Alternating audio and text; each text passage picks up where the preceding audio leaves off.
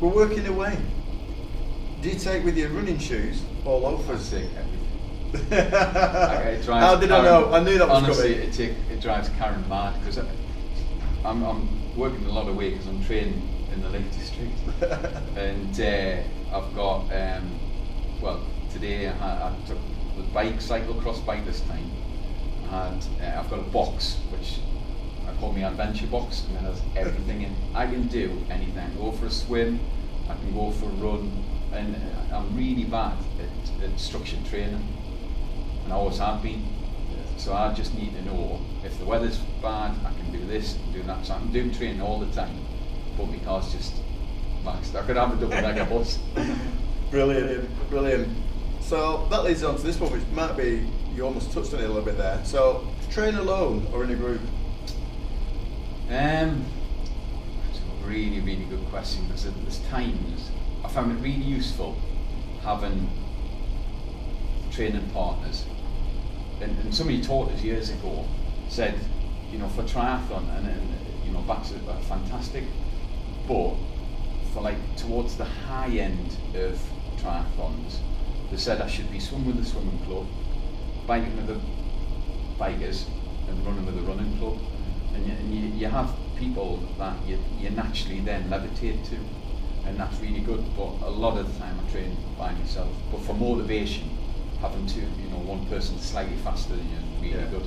The only thing you're going to remember when you do it at that level, you're going to get beaten all the time. But when it comes to triathlon, then hopefully you benefit from it. Excellent stuff. Excellent stuff. Strava, tracking data, yes or no? So bad at Strava. My mate, who's, I was certainly agreeing that he's a cyclist, and I was a cyclist. I was originally a roadie at school, and that's what got us into the cycling.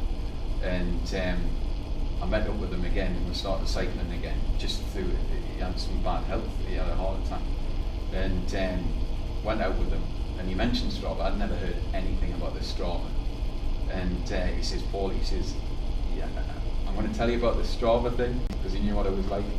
And I don't really go for the segments, but it creates all my data, and because this year I'm trying to do like a blog, and I'm trying to do a lot more for charity, and I'm trying to share as much information about, especially with the GB qualification. I think like anybody can do it. If I can qualify for GB, trust me, anybody can get it on.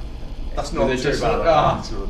But with the focus that you can, and I think by putting the Strava on and linking it with as many people and putting it on Facebook, we look and think, well, I'm faster than this. So, do you know what I mean? I think that's the right thing to do. So, unfortunately, I'm a massive Strava fan. Cool. Brilliant. I think that goes to triathletes as well, with kind of like data-driven over in our sport. We'll log everything, don't we? Definitely. Brilliant. So, this is one of my favourite questions, hopefully. Best race recovery food? See, when I did my first Ironman, right, and I said to Karen that I want a steak pie, I want egg custard, I want a cherry coke, and I got to the end, and the spread was like pizza and everything, and I couldn't eat any of it, just because. I think on the long events I struggle with my stomach, and it seems to be getting worse after managing more.